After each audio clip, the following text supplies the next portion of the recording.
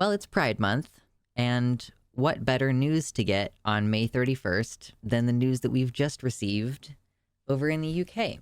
If you've been following along the saga of what's been going on over in ye old Britain place, England in specific, with the whole, hey, we're trying to restrict access to trans healthcare thing.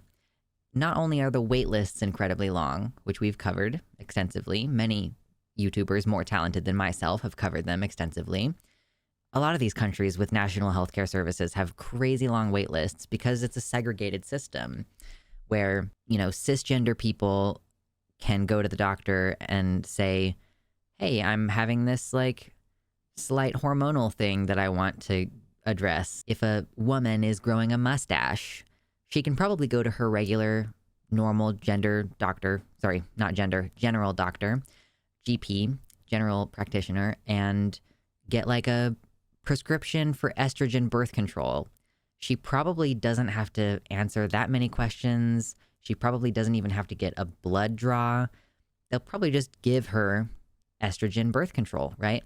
But a trans woman who's growing facial hair and doesn't like it is going to be sent to a different clinic where she has to wait forever to even be seen the very first time. She's going to have to answer a ton of very invasive questions that don't have anything to do with her facial hair. And then she may or may not receive the prescription in a timely fashion, right? There's a segregated system. And in specific, children's access to these medications, and when I say children, I mean anyone under the age of 18.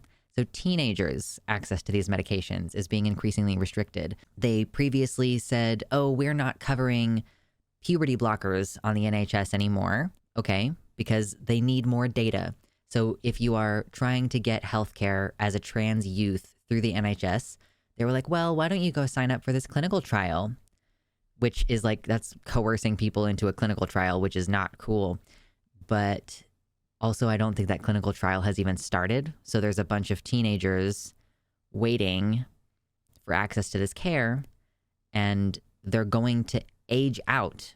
They're going to turn 18 and then have to start all over with the adult wait list again. So that's happened. And then the most recent thing we covered about this was that all of the kids who are on the wait list for puberty blockers, and let me be clear, it's not oh, they're making puberty blockers inaccessible, so they're just gonna put the kids on cross-sex hormones. If you're 16, being put on blockers, it can prevent some further changes, but it doesn't start you on the path that you want to be on with your hormones. And it does not keep you on track with your peers.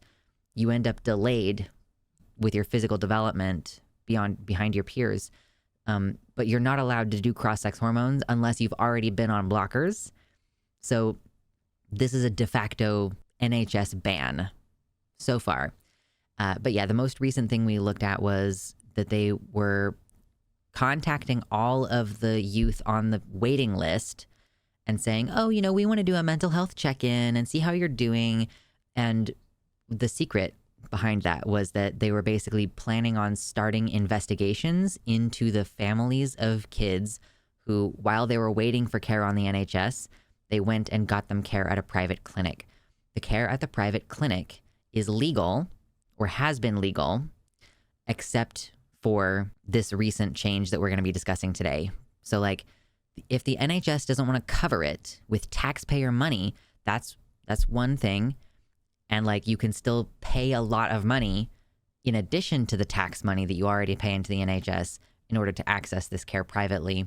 But that's not the case anymore, because happy Pride, as of May 31st, letters were sent out from NHS England to parents of trans youth stating that they must immediately stop taking puberty blockers, even the ones that they have accessed legally through Gender GP and other private clinics, and that possession of puberty blockers will be considered a crime. This isn't a law passed in the parliament. I think this is an emergency, it's the equivalent of an executive order for Americans who are not familiar with how this works. So the UK secretary uses emergency powers to criminalize possession of blockers. Right before Pride Month, this letter goes out to every patient on the waiting list for puberty blockers, stating that possession will be considered a crime.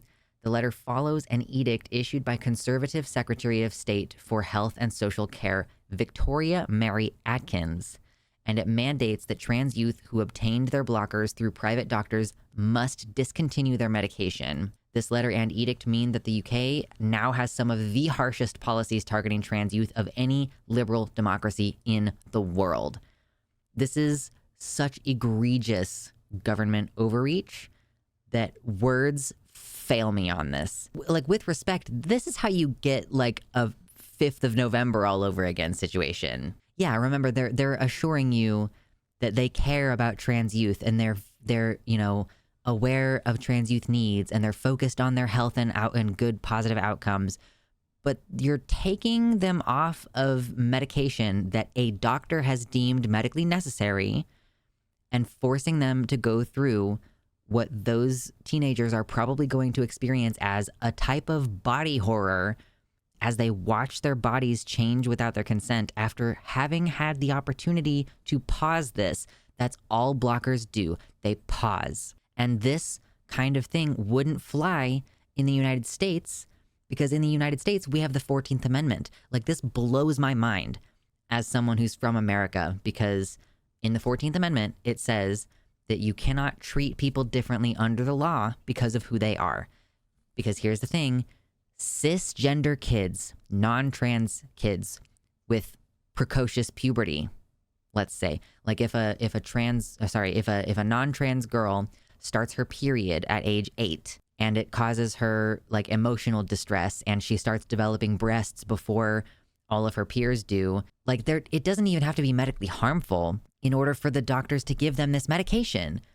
So you're like, okay, we are giving these meds to certain kids because of who they are and not to other kids because of who they are. This is like the way that these keep getting struck down in the US is because the 14th Amendment. Nope, equal protection, equal protection, equal protection. You don't have the right to do this to people in my country. Hey, you should like, comment, and subscribe. And you can hit up the Patreon or maybe buy one of these hoodies that I'm wearing because it's good merch. Do it. Do it for the cat. Do it. But yeah, whatever. Today, I've taken bold action to protect children following the CAS review, using emergency powers to ban puberty blockers for new treatments of gender dysphoria from private clinics, and for all purposes from overseas prescribers into Great Britain. So sure, if you're a cis kid, you have to get it through the NHS. She linked to an edict declaring a, quote, emergency prohibition on puberty blockers in England, Wales, and Scotland, citing the CAS review, which the CAS review had a lot of kind of self-contradictory information in it, but the point of the CAS review was supposed to be that, okay, we're looking into why there are such drastically long wait times. And ultimately, the message of the CAS review was like, we need more coverage of these things. Like, we need more access to these medications. Yeah, someone said earlier, like, oh, they can't cite the Bible because that's not okay, so they're just going to keep citing the CAS review. Like, that makes a difference? Yeah. Apparently, this prohibition comes because there is like a decades-old law that allows for the emergency prohibition of medications without the need for full legislative process. No vote was taken on this edict, and the order was issued just before Parliament dissolved for the general election, meaning that this cannot be overturned until after the general election. If then. The last and only time these powers were used was in response to deaths among users of an herb found in some Chinese medicine in 1999. So yeah, okay, there were deaths among users of an herb in 1999. There are no deaths associated with being on puberty blockers. There are, like, the only deaths associated with this are the deaths of people who kill themselves waiting to receive the care. Because you've just needlessly segregated the system, forcing people to go through arduous additional questioning. Like, adults who are seeking hormones are asked very in-depth questions about their masturbation habits and how they like to have sex and who they like to have sex with and what they imagine when they're having sex. Like, I don't think that those questions are much different for the youth. I don't actually know, because so few teenagers get through to the first appointment. We're talking like a years and years and years long wait just to talk to a person for the very first time about getting this care. You don't walk out of that appointment with a prescription. You then get scheduled, like, oh, come back in 3 months and we'll see if you still identify this way. Oh, well, you know, I've decided that you don't really fit the requirements, so come back in 6 months and see if you still identify this way. Just continuously kicking the can down the road, and people die waiting for this care. You're dangling it in front of them. It's the carrot. They can never, ever access it. So people leave the country, or people order these things from overseas, or people save up a shit ton of money and go to Gender GP, even though this care is covered for cisgender individuals. Puberty blockers, cross-sex hormones, like testosterone blockers for women with PCOS, like all of these medications, which were invented for cis people, are being used by cis people, and they don't have to go through any kind of arduous extra process or psychiatric screening or anything. Just and for it to be a crime, is insane. The letter indicates that those receiving puberty blockers from the NHS can continue taking them. However, given the enormous wait list, a substantial number of families opted to get their puberty blockers through private practitioners registered in the European Economic Area or Switzerland, which is a fully legal practice in the United Kingdom. For those receiving their care through those systems, the letter states, you will need to stop taking these blockers unless you are newly prescribed them by a UK-registered doctor, nurse, or pharmacist. These medications can be safely stopped and you do not need to be weaned off. Oh, okay, sure, yeah, you can just say that. Like these medications can be safely stopped. Like, yeah, there's probably no immediate medical danger, but there is an immediate psychiatric impact to this. Like, it's wild. Yeah, like, how can you sit there and say, ooh, I don't want to pay for this with my tax dollars, and then go and ban the private clinics too? And I don't disagree with the premise that, like, it's because they want trans people dead. If you know that people, like, have, like, a suicidal tendency if they're not receiving this medication, if they're not receiving this care, if they're not being affirmed, and you do these things anyway, you are doing it knowingly. In my opinion, this is social murder. This is the phrase. Like, social murder is the concept that, like, you know, if you, you don't have workplace protections that make sure people always have a job, and you restrict their ability to get on welfare, and that you restrict food stamps and stuff, and that person starves to death, who's responsible for that? It's the politicians and the other people who are in charge of these kind of care systems. Like, okay, you're telling me that I need a job in order to in order to, like, earn food and live, right? But if you're, like, disabled, or, you know, if you're transgender and nobody wants to hire you because of that, if there are not adequate workplace protections or adequate accommodations for you, and then you can't work, and then also, like, food stamps has a work requirement. I was on food stamps, and if you have a job, like an employer and like a W-9 and everything, you have to work a certain number of hours per week or per month in order to get food stamps. So if you're, like, disabled and you can't work, and you've been trying to get on disability, but you've been denied 3 times, like, again, if you starve to death, whose fault is that? That is social murder. This is the same thing. If you know that people suffer, and, like, suicide and, like, self-harm, suicidal behaviors, like, those are health outcomes. They are negative health outcomes. They are causing negative health outcomes by doing this. Yeah, and for some people, even their disability income has a work requirement. Like, what the fuck? I believe that if they could tell trans people to kill themselves openly, they would by this point. I just don't think they're there yet. Well, yeah, it seems like with they're not willing to say it with their chest, but they are willing to say it out the sides of their mouth. So it's critical to note that this edict does not only target providers of medication, it also targets patients and their families. The letter stating, it will be a criminal offense to possess these medicines where the individual had reasonable cause to know that the medicine had been sold or supplied in breach of the ban. When asked about the provision, Joe Mom, who I don't know who that is, says, it basically says, puberty blockers are being treated like other illegal drugs, such as cocaine, and followed up with the applicable law, which indicates that those who violate the ban could be imprisoned for 2 years. So if you are a supportive parent, You saw how badly your child was suffering, and so you got them registered on the wait list at the NHS. And they were waiting so long on the NHS waitlist, and you saw that your child was suffering, and you said, okay, we're going to have to make some sacrifices, and I'm going to have to take on some more hours at work, but we're going to go through the private clinic. We're going to pay the extra money and get you this health care. To know that your child is about to be taken off of medication that has been life-changing in a positive manner. If you try to possess these drugs, like if you try to order these from overseas so that your kid can continue to be on them, you could go to jail for 2 years as a loving, affirmative parent who's trying to do the best thing for your kid. It's been confirmed by a doctor at the private clinic that your kid needs this medication, and the government is stepping in with no fucking evidence to say, well, this is harmful. It's just as bad as this herbal medication that was causing deaths in 1999, and now it's a crime. Like, there's going to be a mass exodus of people out of this country, whether they kill themselves or whether they emigrate somewhere else. Yeah, most European states have equality under the law enshrined in the Constitution, just like America. However, the UK doesn't really have a constitution, and they left the EU because of the HR Charter. Yeah, they don't. Their government is literally just like built on paper, like tissue paper.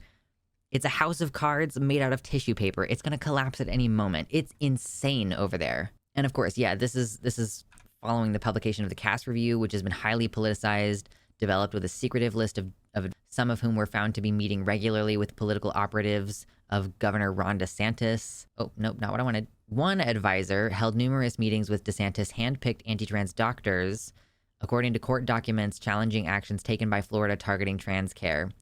Even Dr. Cass herself attended at least one of these meetings. Both the Endocrine Society and the American Academy of Pediatrics have since issued statements rejecting the Cass Review, stating, quote, medical evidence, not politics, should inform treatment decisions. So the whole Cass Review, like people, like medical professionals who know what the fuck they're talking about, have come in and said, this is a political stunt. This like is obviously highly politicized, and it's like highly suspect.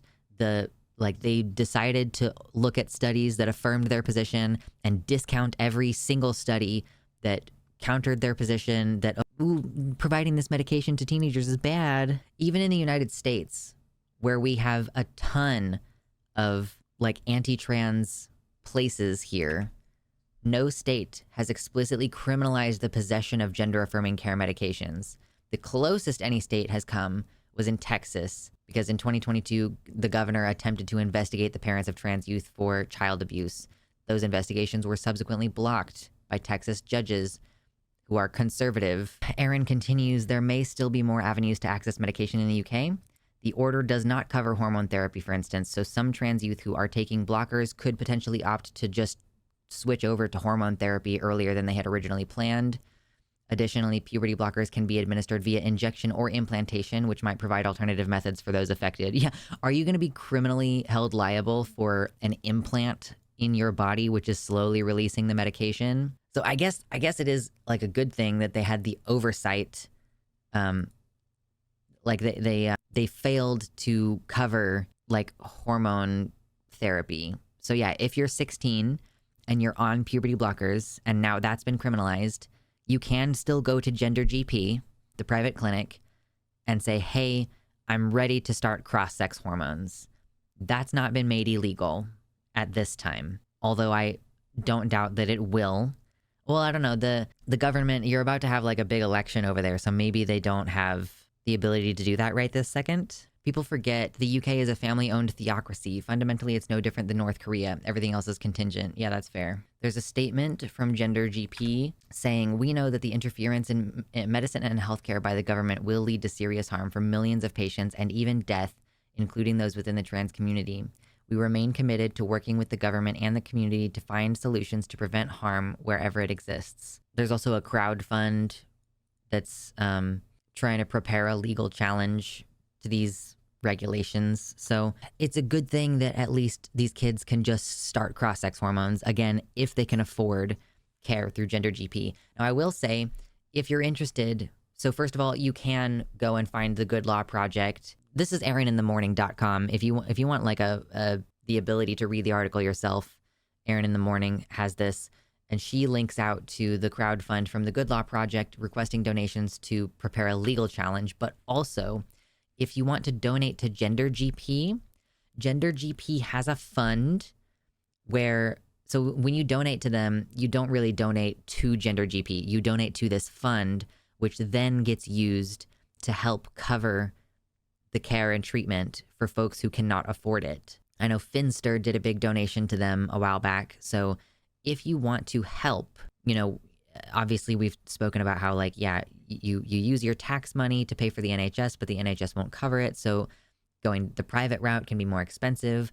So if you want to help folks who want to get this care, who can't get it on the NHS, particularly trans youth, you can donate directly to Gender GP, to their fund, and they use that to help people who can't afford it otherwise, basically. Yeah, true. The decades of research, thousands of years of history, and lived experience of millions of trans people, that's all just political capturing at work.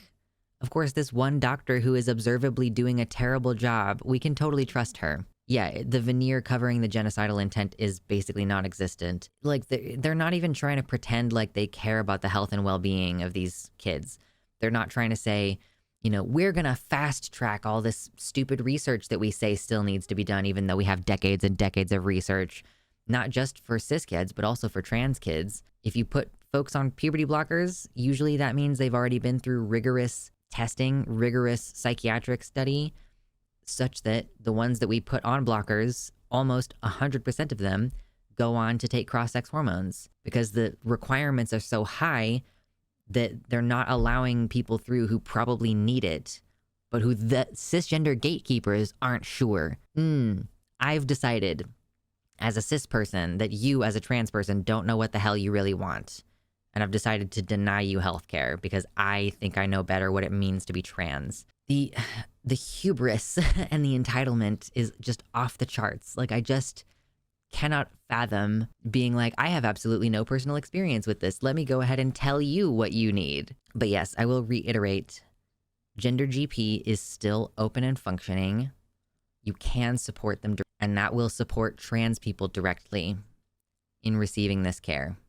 If you see trans people in the UK starting up GoFundMes to leave the country, do your best to support them as well. Whether that's donating to the GoFundMe, whether that's offering them a couch to land on when they get out of the country, anything, any kind of assistance that you can provide to these people, because it's inhumane. At least in the US, we have informed consent. At least in the US, you can move to a different state, and the federal law is not hampering you in this way. It's unconscionable, and it's ratcheted up so fast, and the justification is so flimsy. If there's not a significant retaliation after this, I'm gonna be seriously surprised. So yeah, happy Pride. Good luck to y'all over across the pond.